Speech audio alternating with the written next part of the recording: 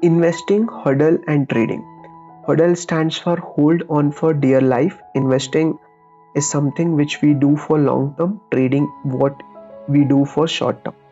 So for example, you are investing a certain amount of money in particular cryptocurrency, and let's say you want to hold it for 1 year, 6 months, and you have certain goal in your mind that if this becomes 3x, I will sell it. So that is called investing.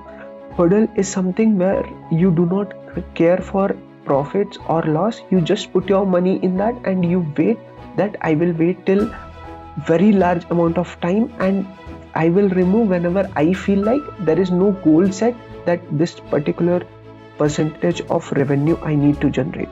And trading is for very short term. It can be for a day, it can be for 2 days or a week. It is for very short term duration where you put in money. If there is a profit, you remove, or if you hit stop loss, you come out of the cryptocurrency.